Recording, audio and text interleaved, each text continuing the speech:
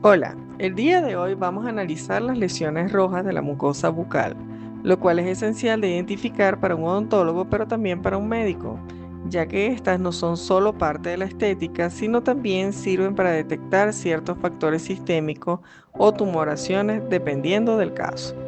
Durante cada segmento del video vamos a realizar preguntas las cuales puedes contestar en tu cuadernito y posteriormente revisar el video para confirmar las respuestas. Espero que sea de gran ayuda para tus exámenes. Sin más, iniciemos.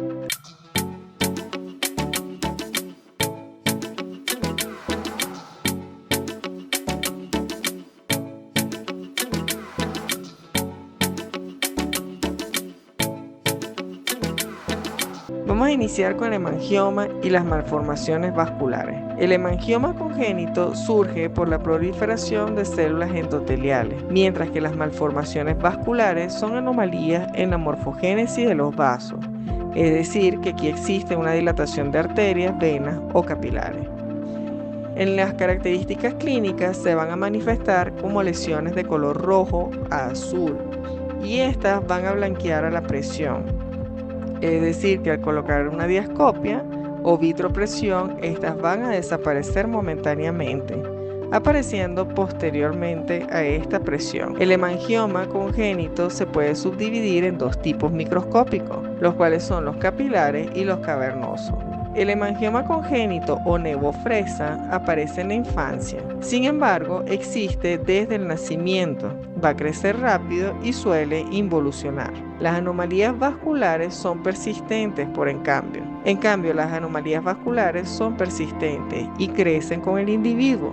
No van a involucionar con el tiempo. Ambos tipos se pueden ver rojo o azulado y pueden ser planas o nodulares. Se pueden encontrar comúnmente en los labios, la lengua y la mucosa bucal. Pero también existen hemangiomas intraóseos, los cuales son anomalías vasculares. Los diagnósticos diferenciales. Está el síndrome de Struger-Weber o angiomatosis encefalotrigeminal. Esta se presenta en malformaciones venosas en las leptomeninges, anomalías vasculares en la cara, en una o más ramas trigeminales, y se puede encontrar en el interior de la boca, en encía y mucosa bucal, así como aparecer lesiones oculares que pueden acompañarse con convulsiones, hemiparesia, entre otros. El síndrome de Rendu-Osler-Weber o telangiectasia hemorrágica hereditaria también es otro diagnóstico diferencial. En esta se presenta una dilatación vascular anormal de los vasos de la piel, así como en las mucosas,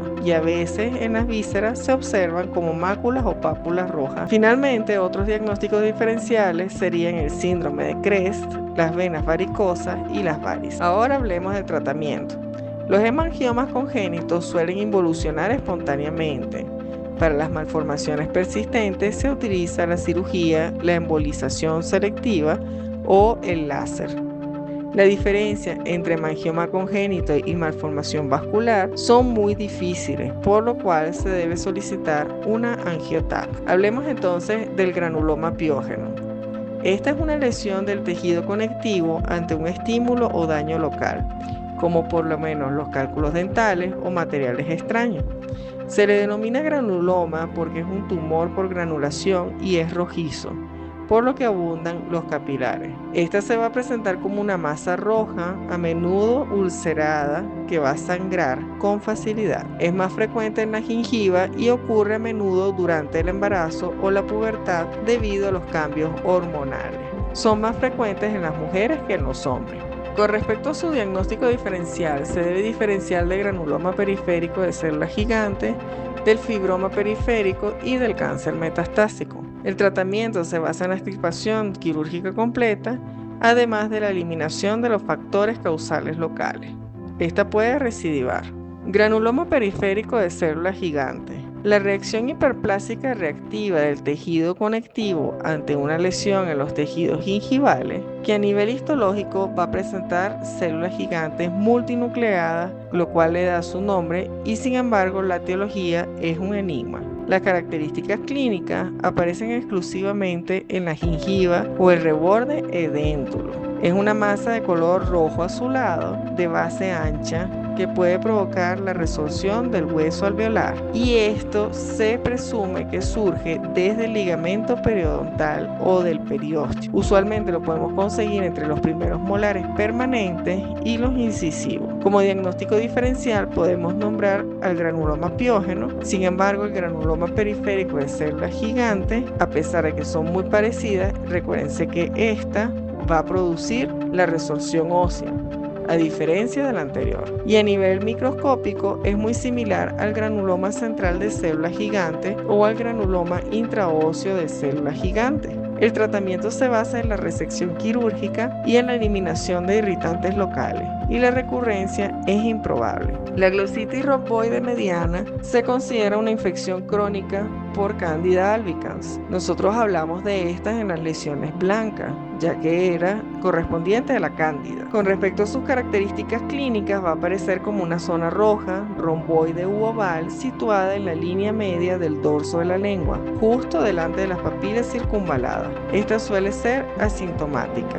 Es muy característica para considerar otros diagnósticos y generalmente no requiere de tratamiento, pero si hay síntomas se utilizan los antifúngicos como el clotrimazol. La eritroplaquia es desconocida, aunque se asocia fuertemente al consumo de tabaco y alcohol. Se presenta una displasia grave o un carcinoma in situ. Esto ocurre en poblaciones de 50 a 70 años y se identifica como una placa roja con márgenes bien definidos. Comúnmente ocurre en el piso de boca, lengua o mucosa retromolar. Esta es una lesión de alto riesgo de malignidad. En el 90% existe una transformación displásica grave, mientras que en el 40% se puede observar un carcinoma de células escamosas, lo cual es muy invasivo posteriormente. En esta se observa la reducción de queratina e incremento de la vascularización. También se puede presentar un subtipo de carcinoma in situ denominado enfermedad de Bowen, como una placa roja o blanca en la mucosa bucal. Aquí en cambio existe un crecimiento notable y desordenado de los queratinocitos multinucleados. Como diagnóstico diferencial se debe tomar en cuenta la candidiasis atrófica, el sarcoma de Kaposi, la equimosis, las reacciones alérgicas por contacto, la malformación vascular y la psoriasis. En el tratamiento se debe indicar que el tratamiento de elección es la escisión quirúrgica completa, debido a que su naturaleza es precancerosa o de por sí ya estamos tratando lesiones cancerígenas in situ. Sarcoma de Kaposi. La proliferación de células endoteliales va a estar asociada al virus del herpes 8, el cual es muy común en pacientes con inmunodeficiencia, casi todos relacionados al SIDA. Las características clínicas se van a presentar como máculas, placas o nódulos de color rojo a púrpura. En la boca, las zonas más afectadas son el paladar, la gingiva y la lengua. Sin embargo, existen 3 tipos de sarcomas de Kaposi. El típico, el cual va a ocurrir en los pacientes de cuenca del Mediterráneo, y su prevalencia es muy rara, presentándose en hombres de edad avanzada. En esta se observan nódulos multifocales de color rojo pero hacia marrón en extremidades inferiores, y su pronóstico es reservado. El segundo patrón es el endémico, el cual se encuentra mayoritariamente en niños y adultos de África. Este es de una prevalencia endémica y, como el anterior, rara vez tiene lesiones en la boca. Se presenta más que todo en extremidades y su pronóstico es moderado. Finalmente, el tercer tipo ocurre en los casos de inmunodeficiencia, por lo que los afectados son pacientes de trasplante de órganos o en SIDA, y estos sí tienen lesiones bucales. Las lesiones son de un color rojo azulado y su curso es mucho más agresivo, pudiendo afectar cualquier sitio de la piel y hasta órganos internos, así como los ganglios linfáticos. El pronóstico es desfavorable. Gracias a los medicamentos desarrollados para la enfermedad del SIDA, actualmente se redujo en gran proporción los afectados. En su diagnóstico diferencial se debe diferenciar del hemangioma, de la eritroplaquia, del melanoma y del granuloma piógeno. El tratamiento incluye la cirugía para las lesiones pequeñas, la radiación en dosis baja o la quimioterapia, la cual puede ser intralesional o sistémica. Muy bien, vamos al quiz.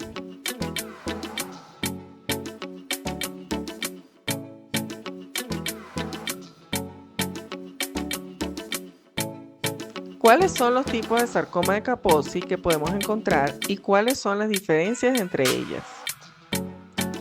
Nombre las diferencias entre malformaciones intravasculares y hemangioma.